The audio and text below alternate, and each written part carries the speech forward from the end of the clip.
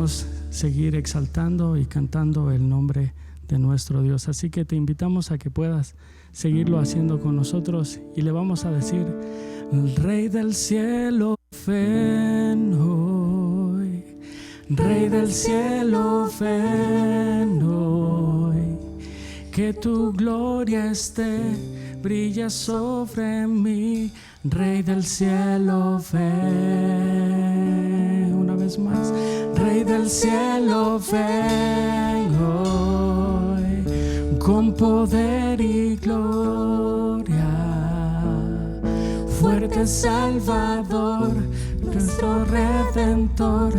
Rey del cielo, ven. Rey del cielo, ven hoy. Rey del cielo, ven hoy. Que tu gloria, Dios, brille con poder. Rey del cielo, ven. Y decimos una vez más: Rey del cielo, ven hoy. Con poder y gloria. Fuerte Salvador, nuestro Salvador. Rey del cielo, ven.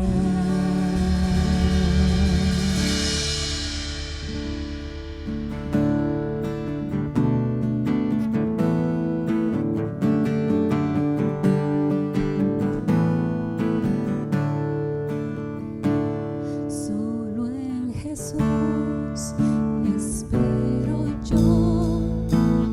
Él es mi luz, fuerza y canción.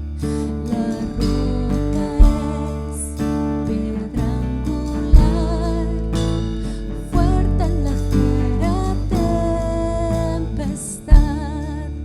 Qué gran amor, profunda paz. Temores ya no existen más. Consolador, mi todo es Él.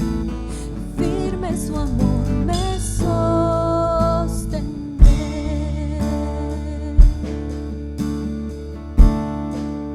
Solo en Jesús, como un bebé, la plenitud de Dios llegó. Un don de amor y de verdad, todo el desprecio recibió.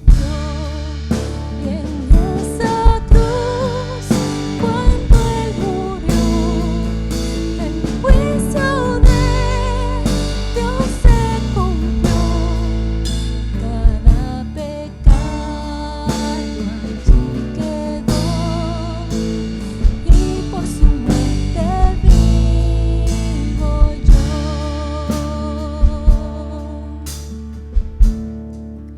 De muerte el velo lo envolvió, luz que la noche ocultó. Mas un gran día amaneció, cuando la tumba Él venció. Y en la victoria que logró, me rescató de maldición. El mío es y suyo soy, pues con su sangre me compró. El mío es y suyo soy, pues con su sangre me compró. Y a ti, Señor, exaltamos y a ti, Señor, bendecimos en esta mañana. Gracias por todo lo que tú has hecho en medio nuestro. Queremos seguir aprendiendo de ti y seguirte exaltando. Amén. Es tiempo de abrir la Biblia juntos, de conectarnos con su palabra y de andar en el camino. Buenos días, hermanos allá en Guatemala. Aquí con nosotros ya llegó la noche en este lado del mundo y Bueno, vamos a tomar de nuevo la lectura bíblica. Quiero leer el texto de Mateo en el capítulo 1 y versículo 18. Y dice así: el nacimiento de Jesucristo fue como sigue. Estando su madre María desposada con José, antes de que se consumara el matrimonio, se halló que había concebido por obra del Espíritu Santo. Y José su marido, siendo un hombre justo y no queriendo difamarla, quiso abandonarla en secreto. Pero mientras pensaba en esto, he aquí que se le apareció en sueños un ángel del Señor diciendo: José, hijo de David, no temas recibir a María tu mujer, porque el niño que se ha engendrado en ella es del Espíritu Santo. Y darás a luz un hijo, y le pondrás por nombre Jesús, porque él salvará a su pueblo de sus pecados. Todo esto sucedió para que se cumpliera lo que el Señor había hablado por medio del profeta diciendo: He aquí la Virgen concebirá y dará a luz un hijo y le pondrá por nombre Emmanuel, que traducido significa Dios con nosotros. Y cuando despertó José del sueño, hizo como el ángel del Señor le había mandado, y tomó consigo a su mujer y la conservó virgen hasta que dio a luz un hijo y le puso por nombre Jesús. La historia del mejor y más maravilloso regalo. La historia del mejor y más maravilloso regalo. El nacimiento del Mesías. Nos cuentan los eruditos bíblicos que entre los judíos del primer siglo era común que los padres buscaran a la que sería esposa de sus hijos. El matrimonio pues solía arreglarse con expectativa de encontrar la mejor pareja para aquellos mancebos. La edad del matrimonio para las chicas podría rondar los 15 años y para los hombres jóvenes sobre los 18 años. Aún así, era normal que pasara su primera etapa como matrimonio en casa de los padres del chico. El proceso del matrimonio se realizaba en 2 etapas. La primera se hacían los esponsales o los compromisos de matrimonio y era un contrato legal de matrimonio en el que la joven pareja seguía viviendo con sus padres por separado, sin convivir, aunque ya estaban comprometidos el uno con el otro. Esta etapa podría durar 1 año. Pasado este tiempo, se cumplía con la segunda parte del contrato matrimonial, en la que el novio junto con sus amigos salía de festejo en búsqueda de su amada para sellar el compromiso y empezar así la vida juntos. La noche de bodas se sellaba aquel pacto con la relación sexual entre los recién casados. Es fascinante ver en las páginas de las Sagradas Escrituras cómo el Señor tiene un favor especial por la familia y utiliza el relato bíblico en muchísimas ocasiones a familias con más o con menos problemas, pero al fin familias en las que Dios desea glorificarse. La narración de Mateo, que ya hemos escuchado, evidencia cómo Dios irrumpe en el tiempo y espacio para llegar al ser humano. Como nos cuenta Hebreos 1, Dios, habiendo hablado muchas veces y en muchas maneras en otro tiempo a los padres por los profetas, y en estos postreros días nos ha hablado por el Hijo. Después de tantos mensajeros, Dios envía su mejor y más maravilloso regalo, que es el nacimiento de Jesús el Mesías. Señor, este día, Señor, de mañana allá en Guatemala, de tarde noche aquí con nosotros y en otros sitios del mundo más tarde aún incluso, queremos acercarnos a ti, Señor, para escuchar a través de tu palabra esa bendición, ese regalo de gozo, de paz, de luz en nuestro caminar, de esperanza que nos da Jesucristo. Y queremos entender a través de estas páginas sagradas, Señor, la verdad que tienes para nosotros, que nos anima, que nos desafía a vivir vidas para ti, que te honran y te dan gloria. Así que guíanos, Señor. Estamos con nuestro corazón atento, nuestros oídos están abiertos y dispuestos para escuchar tu mensaje y para vivirlo en nuestras vidas. Oramos por Jesús, tu Hijo. Amén. Pues la primera observación que podemos hacer en esta lectura de Mateo es esta: una historia con un personaje central. Una historia con un personaje central. Como bien escuchamos en la predicación del domingo pasado en labios de David Ruiz, Dios escogió a distintos personajes de distintos trasfondos e incluso culturas y linajes entre los que se entrelaza la genealogía de nuestro Salvador. Dios que se hizo carne y habitó entre nosotros.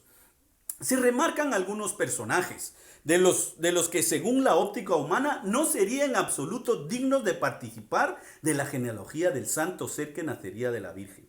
Pero sin duda, todos estos personajes especiales en la línea que traería Salvador, pasan a un segundo plano en la escena y sus vidas no hacen más que acentuar la soberanía, la fidelidad, la justicia y la misericordia de aquel que es el protagonista de la escena de la historia. Así que, luego de escuchar las garantías genealógicas que presenta Mateo en su relato, pasa ahora a una segunda escena, donde el protagonista es uno que tiene por nombre Salvador y Dios con nosotros. Mateo, consciente de escribir a una audiencia judía, utiliza en su relato títulos, pasajes, profecías y realidades contextuales comunes y cotidianas para ellos. Así que se toma tiempo para ir respondiendo preguntas hipotéticas en su historia, afirmando lo que seguramente sus oyentes habían escuchado o sabían, y se enfocaba en dar detalles del protagonismo de esta narrativa. La primera pregunta hipotética que resuelve Mateo es: ¿quién es este? ¿Quién es este protagonista? Ya el versículo 18 de Mateo define que este es el relato de cómo nació Jesucristo. Y luego en el 21 nos comparte en su historia que María tendrá un hijo y lo llamarás Jesús, que salvará a su pueblo de sus pecados. Luego Mateo señala una profecía de Isaías 7:14 y su nombre, Emmanuel, que traducido es Dios con nosotros. Y aunque como persona haga su aparición en escena, llegando al final de nuestra lectura que hemos hecho en el versículo 25, hasta que dio a luz un hijo, dice, y le puso por nombre Jesús. El personaje central, el protagonista de esta historia es el ungido, el salvador de pecados, y además llega para ser Dios mismo con su pueblo. Mateo presenta cómo Jesús, el Salvador, un nombre quizá común en la época que revelaba la necesidad y la esperanza que el pueblo judío tenía de un Salvador, un Redentor esperado por todos. El Salmo 130, del 7 al 8, dice: Israel espera al Señor, porque en Él hay amor inagotable, en Él hay plena redención. Él mismo, dice, redimirá a Israel de todos sus pecados. El ardiente deseo del pueblo judío queda reflejado en las palabras del salmista, que esperaba un Redentor, el hijo de David. Aún con los títulos que se le otorgan al protagonista de la historia, la sencillez de su aparición es destacable en la narrativa, sabiendo que lo que ella comparte es el milagro más sobrenatural y milagroso que la historia haya concebido. Otra pregunta imaginaria en Mateo, que Mateo quizás responde es: pues ¿cómo llegó a la historia? Ya sabemos quién es, pero ¿cómo se presentó en la historia? Y la mejor forma de responder sería: bueno, fue milagrosamente, claro. El versículo 18 dice que María quedó embarazada mediante el poder del Espíritu Santo. Una segunda vez Mateo dice en el versículo 20: el niño que lleva dentro de ella fue concebido por el Espíritu Santo. La intencionalidad de Mateo es evidente. El santo ser que nacería llegaría por concepción virginal, por la acción del Espíritu Santo, sin la intervención de María, como un instrumento en el que la divinidad gestaría su intervención en el mundo para traer la salvación. Una concepción inmaculada, sin la herencia pecaminosa. Su llegada a este mundo es de exclusividad divina. Finalmente Mateo responde a una tercera inquietud, pero profunda, pregunta imaginaria también. ¿Cuál es su papel e identidad? Partiendo del versículo 18, este es el relato de cómo nació Jesucristo, o Jesús el Mesías, donde se establece como el ungido y el Salvador. Luego se remarca el carácter salvífico de la persona de Jesús, que se menciona en el versículo 21. Dice: porque salvará a su pueblo de su pecado. Y finalmente el cumplimiento de la profecía mencionada por Mateo en el versículo 23. Lo llamarán Emmanuel, que traducido es Dios con nosotros. Que sin duda, para gozo de la audiencia de Mateo, la esperada profecía es fielmente el cumplimiento en la vida de Jesús, quien es Dios mismo que decide habitar entre ellos. Nos advierte desde ya de su identidad 100% humana como 100% divina. Y también nos muestra su papel salvífico entre la humanidad. Mencionamos la singularidad de su nacimiento virginal, que marcaba su vida y obra en Palestina del primer siglo. Así que el nacimiento virginal de Jesús en el libro de Mateo apunta a la absoluta singularidad de Jesús como perdonador de pecados en el 9:6, como su sobrenatural obra milagrosa en el capítulo 14 del 32 al 33, como su inigualable muerte en el 27:54 y la maravilla de su resurrección en el 28 del 8 al 9. Dios irrumpe en la historia y toma forma humana en un nacimiento virginal que marcaría la particularidad de su vida en la tierra. Cabe resaltar que son muchos los textos que hablan del carácter del Salvador, de Jesús, que se menciona en el versículo 21, pero sería Salvador no solo del pueblo judío, sino de todo el mundo. Como por ejemplo Juan 3:16, que dice que Dios amó tanto al mundo que dio a su unigénito Hijo para salvación de todo en el que cree en él. Otro detalle que podemos mencionar es que Dios con nosotros no solo se circunscribe a los judíos, sino como Jesús mismo diría a sus discípulos antes de ascender a los cielos en Mateo 28, 19 al 20. Por tanto, yendo, haced discípulos de todas las naciones. He aquí, yo estaré con vosotros todos los días hasta el fin del mundo. Su mandato, la continuidad de su misión como Salvador, se ha de cumplir en un contexto universal, donde ese Dios con nosotros se ha de manifestar día a día en la vida de todos sus seguidores, en todo tiempo y en todo lugar. Queda claro que Jesús, el Mesías, es el personaje central de esta narrativa de Mateo. Todos los otros personajes del texto bíblico, aunque muchos de ellos son sobresalientes, es Jesús el protagonista en todo el relato sagrado. Pero siendo quien era, Salvador, ungido y Dios mismo con nosotros, ¿cómo debería afectarnos a nosotros esa verdad hoy, en nuestra realidad, en nuestro contexto?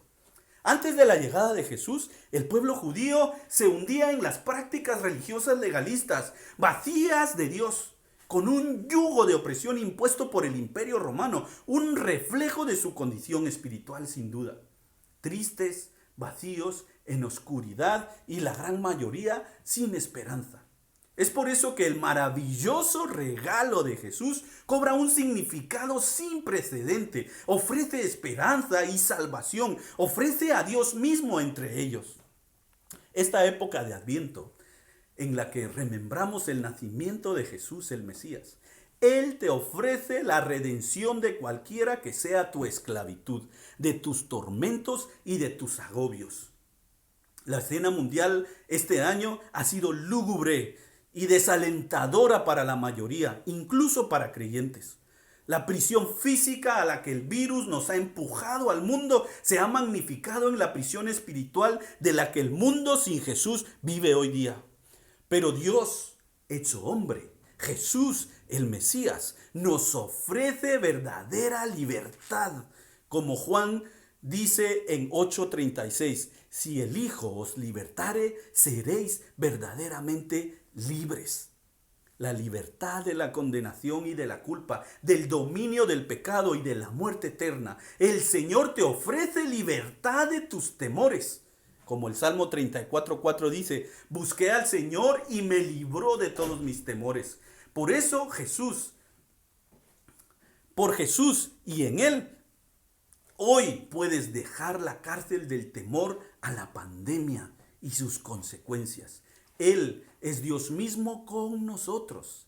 Es el Salvador de todos, sin importar de dónde vengamos. El maravilloso regalo de salvación, creyendo en Él, es para todos, sin importar de dónde vengas y cómo te encuentres. Otro personaje en esta escena, en el texto de Mateo, es el Espíritu Santo. El Espíritu Santo. Si bien el personaje central en la narrativa de Mateo es Jesús, el Espíritu Santo cumple un papel fundamental en la entrega de este maravilloso regalo, el nacimiento virginal de Jesús, el Mesías. La audiencia judía reconocía que en la antigüedad el Espíritu de Dios jugó un papel determinante en la relación de Dios con su creación y más específicamente con su pueblo. Había pasado más de 400 años desde que el Señor había revelado su palabra a través del último profeta para su pueblo. Dios ya no va a mostrarse ahora a través de profetas con la llegada puntual de su espíritu sobre algún individuo o un lugar como sucedía en el Antiguo Testamento. Mateo introduce la tercera persona de la Trinidad en este texto. La acción del Espíritu Santo permite que sea concebido el Salvador en el vientre de María. Y es enfáticamente mencionado 2 veces en el pasaje, en el versículo 18 y 20. Está claro que humanamente hablando es imposible esta concepción en aquella mujer. Pero para Mateo, es evidente que el hecho del nacimiento de Jesús se lleva a cabo exclusivamente por el poder del Espíritu Santo de Dios. La intención del escritor bíblico no es dar una explicación científica de cada uno de esos eventos. Sencillamente establece la narrativa de un hecho que, si no todos sus lectores, al menos la mayoría de ellos conocía y sin duda creía ya. La verdadera historia o la verdad histórica del maravilloso regalo del nacimiento virginal de Jesús por la obra del Espíritu Santo ha de entenderse como tal. Dios irrumpiendo en el tiempo y el espacio de la humanidad, recordándonos, como Gabriel ha dicho a María en Lucas 1:37, que nada hay imposible para Dios. Una conmemoración del poder creador de Dios Todopoderoso.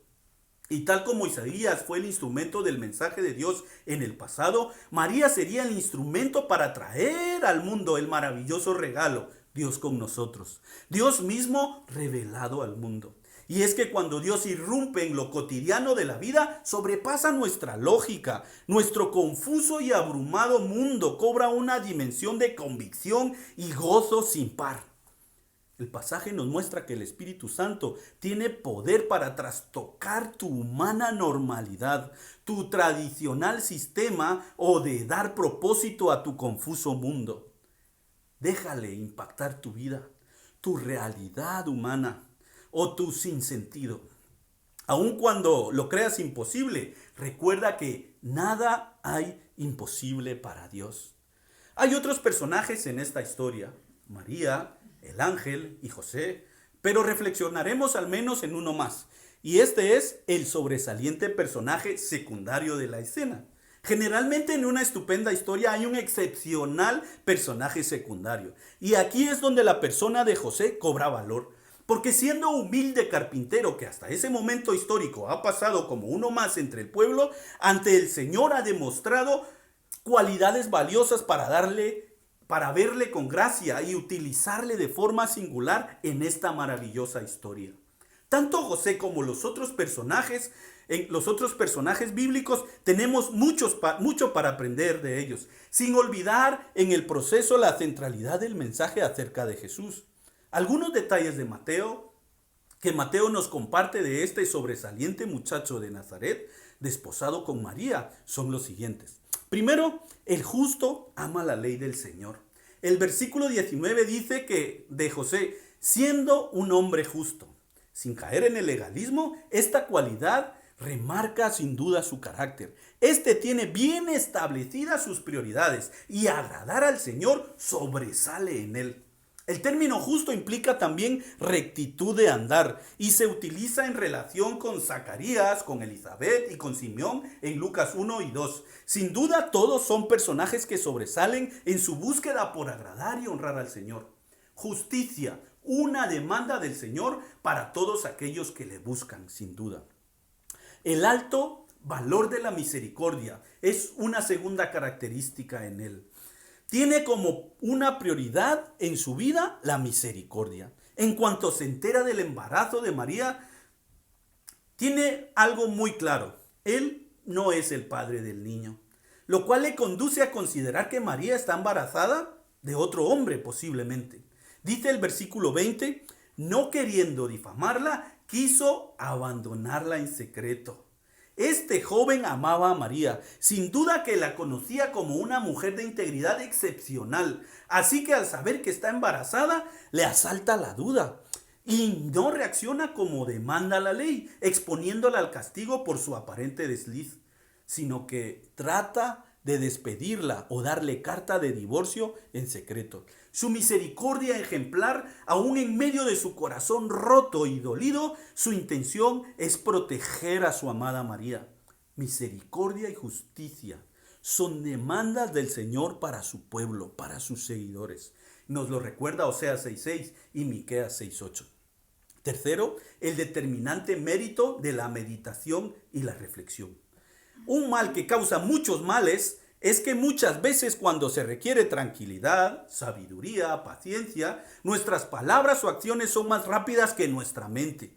Todos nosotros hemos tenido que pagar el alto precio por precipitarnos al hablar o hacer algo que requería un tiempo de reflexión, de búsqueda de consejo y sobre todo de sabiduría divina.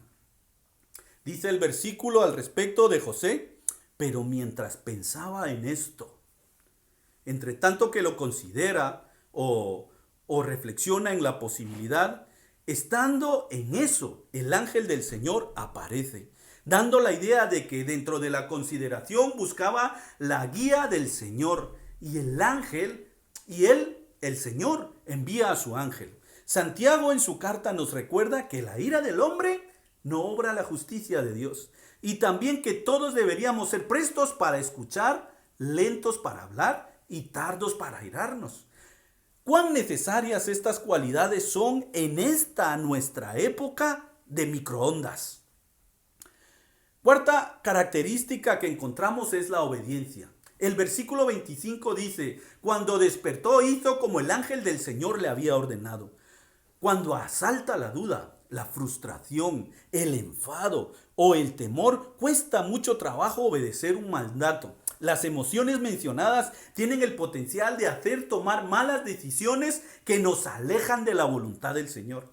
Pero José muestra el alto valor que le daba a confiar en el Señor y obedecerle a Él, anteponiéndolo a sus sospechas de la infidelidad de María y el temor a perder su reputación y su honor.